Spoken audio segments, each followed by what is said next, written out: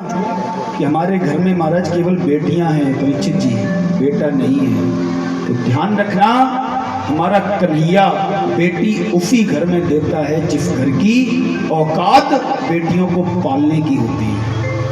हर किसी को बेटी नहीं देता। पता नहीं कैसे इतने भाई हैं महाराज जिनकी रक्षाबंधन पर कलाई सूनी रह जाती है, जिनके घर में कोई शुभ कार्य के दौरान आने वाला नहीं है।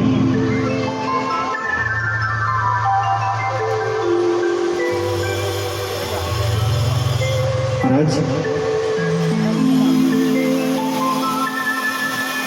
धुंधली की एक बहन है, ये जैसे ही आई इसने अपनी बहन को सारा वृत्तांत बताया कि मेरे पति एक फल लेकर आए हैं और कह रहे हैं इस फल को खाने से तुम्हें निश्चित ही संतान की प्राप्ति हो जाएगी।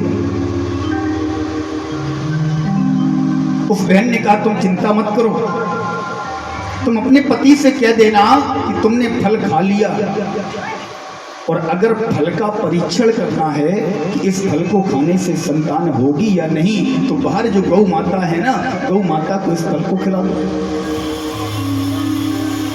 रही तुम्हारे पुत्र की बात, जितने दिन फल आए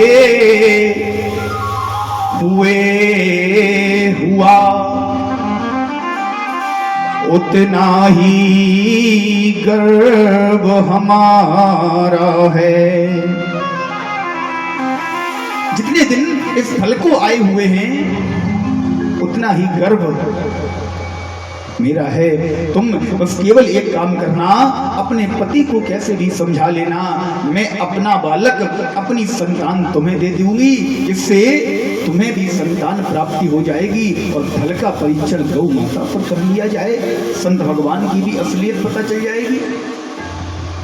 ऐसा ही किया गया, फल को गौ माता को खिला दिया गया और महाराज इधर धुंधली की बहन अपने घर चली गई। उचित समय के आने पर धुंधली की बहन ने एक बालक को जन्म दिया। उसे रातों रात धुंधली अपनी बहन के पास से ले आई। इधर फल को खाने के प्रभाव से गौ माता ने भी एक सुंदर बालक को जन्म दिया। बालक कैसा है? बोले महाराज इस बालक की पूरी देह तो मनुष्य की है, केवल कान गौ माता के हैं। दोनों बालक आज आत्मदेव जी के घर में हैं। लोगों ने सुना कि गौ माता ने एक बालक को जन्म दिया, बड़ा आश्चर्य हुआ सबको।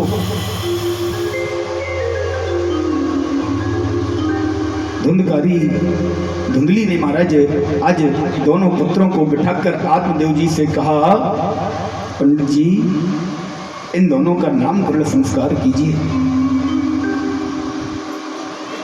आत्मदेव जी ने सबसे पहले गोकर्ण जी की तरफ देखा, जिनके कान गौ के समान हैं, गौ के जैसे जिनके कान हैं, तो महाराज इनका नाम रखा गोकर्ण। गोकर्ण जिसके कान गाय के समान हों।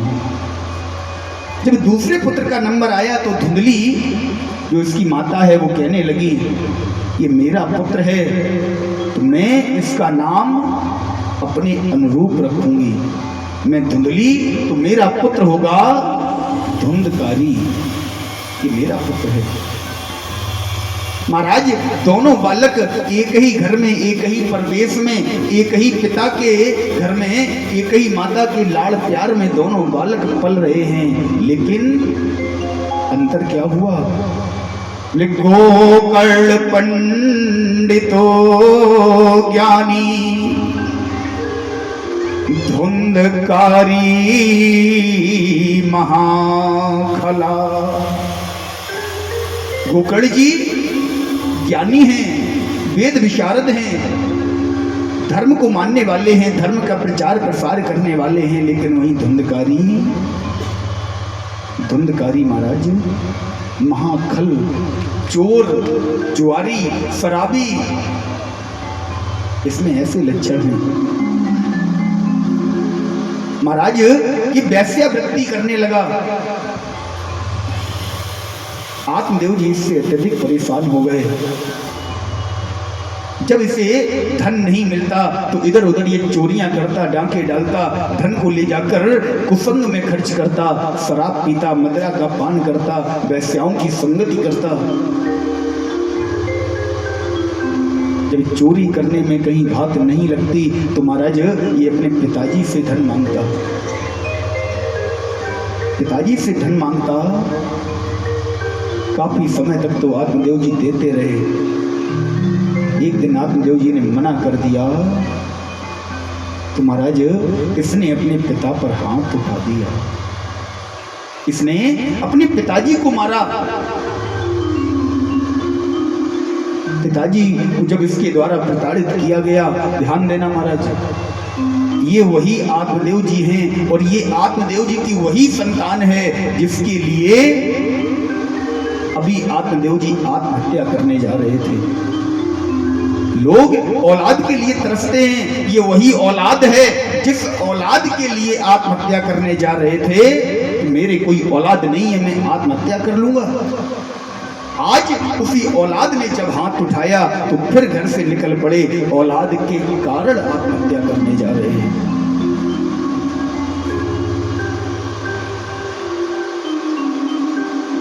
लोग कहते हैं महाराज एक पुत्र होना चाहिए, क्यों? क्योंकि हमारा नाम कौन आगे बढ़ाएगा? कौन कहता है सोनू भैया पुत्र नाम आगे बढ़ाता है? बोले महाराज हमारा नाम आगे बढ़ाएगा। ध्यान देना, सामाजिक बात बता रहा हूं आपको। आपकी प्रॉपर्टी पर आपका नाम लिखा है, आपका पुत्र आपके जाने के बाद 13वीं नहीं हो पाएगी, पहली तहसील में पहुंच जाएगा एप्लीकेशन और महाराज डेथ सर्टिफिकेट लेके। बोले हमारे पिताजी चले गए, इनका नाम क्या कर दो, हटा दो और मेरा नाम जोड़ दो। कौन कहता है पुत्र नाम आगे बढ़ाता है? पुत्र नाम आगे बढ़ाता नहीं है प्यारे, पुत्र सदैव नाम आपका हटाता है, कटाता है। आपके घर के बाहर जो नेम प्लेट आपकी लगी है ना, उस प्लेट को हटाकर अपनी नेम प्लेट लगाएगा। आप चाहो तो महाराज आज उसी पुत्र के द्वारा जब ये प्रताड़ित किए गए तो आज मरने के लिए घर से बाहर जा रहे हैं और अभी कुछ दिन पहले उसी पुत्र के लिए मर रहे थे। ये पुत्र है, ये संसार है। रास्ते में जैसे ही जा रहे थे मन में विचार कर रहे हैं, देख लिया संसार हमने, देख लिया, देख लिया संसार हमने, देख लिया, देख लिया संसार हमने, देख लिया, देख लिया संसार हमने, देख लिया, देख लिया संसार हमने, देख लिया, वो देख लिया संसार हमने, देख लिया, सब मतलब के यार हमने देख लिया, वो सब मतलब के यार हमने देख लिया, देख लिया संसार हमने, देख लिया, वो देख लिया संसार हमने, देख लिया।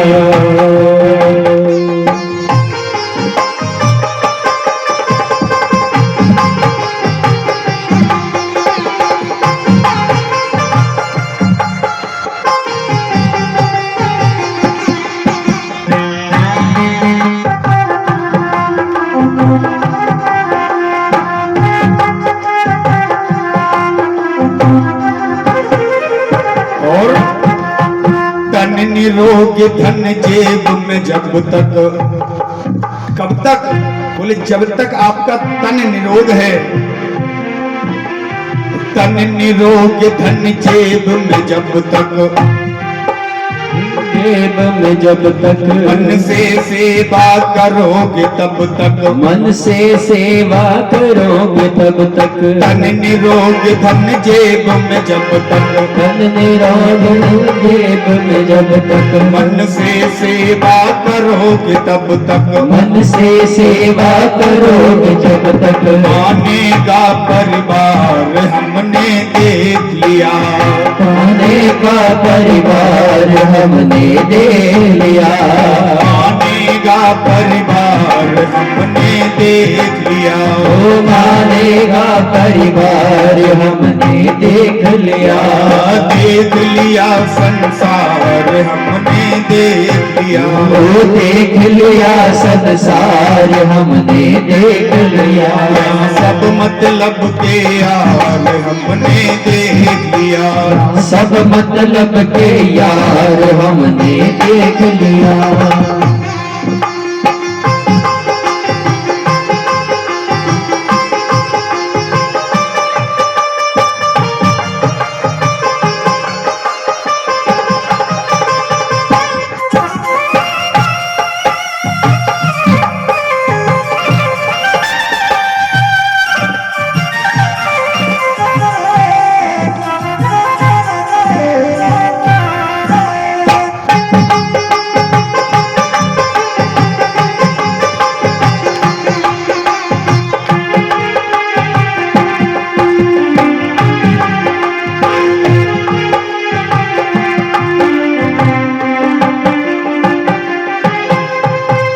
जिसका विश्वास किया है, जिसका विश्वास किया है, उसी ने हमको निराश किया है, उसी ने हमको निराश किया है, जिसका विश्वास किया है, जिसका विश्वास किया है, उसी ने हमको निराश किया है, उसी ने हमको निराश किया है, बनकर रिश्तेदार हमने देख लिया, बनकर रिश्तेदार हमने देख लिया, देख लिया संसार हमने देख लिया, वो देख लिया संसार हमने देख लिया, देख लिया संसार हमने देख लिया, देख लिया संसार हमने देख लिया, देख लिया संसार हमने देख लिया, देख लिया संसार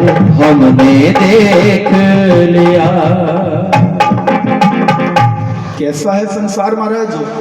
बोले तन निरोग, जब तक आपका शरीर साथ दे रहा है, धन जेब में जब तक, संसार की बात छोड़ो, जो आपका परिवार है ना, परिवार, जिस परिवार में आप रहते हो, उस परिवार की जब तक आप सेवा कर रहे हो, आपका तन निरोग है, आपके शरीर में सामर्थ्य है, आप सेवा कर पा रहे हो, या धन जेब में जब तक आपके पास धन है, मन से सेवा करोगे तब तक, जब तक मन से आप सेवा करेंगे, केवल तभी तक मानेगा परिवार हमने देख लिया, तब तक ये परिवार आपको मानेगा।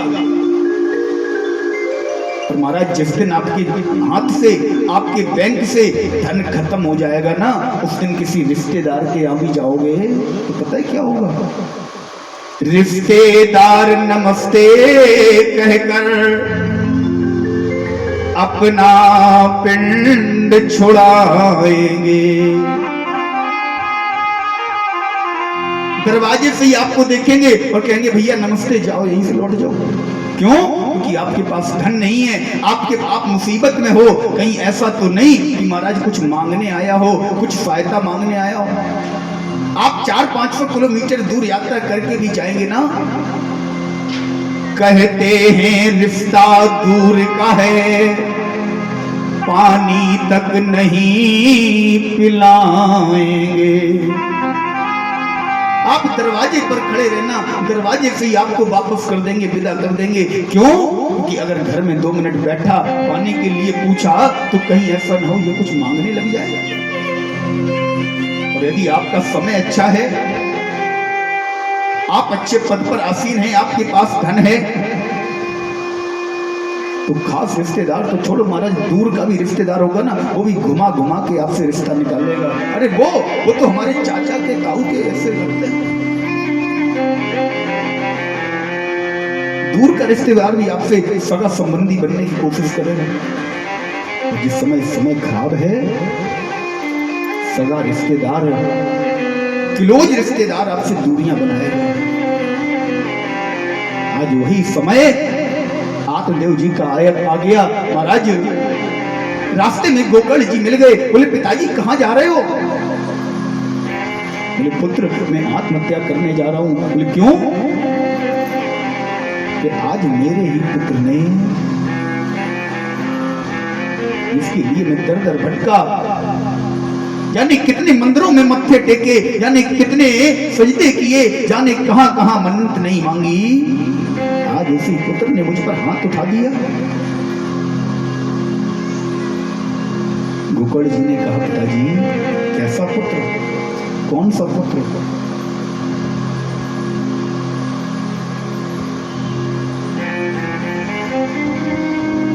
कैसा पुत्र, कौन सा पुत्र महाराज? यहाँ कोई किसी का पुत्र नहीं है पिताजी। यहाँ उस परमात्मा ने हमें केवल, आपने हिंदी फिल्में देखी है ना, हिंदी फिल्मों में कोई एक एक्टर, कोई एक हीरो एक फिल्म में किसी और का रोल कर रहा है, दूसरी फिल्म में किसी और का अभिनय कर रहा है ना।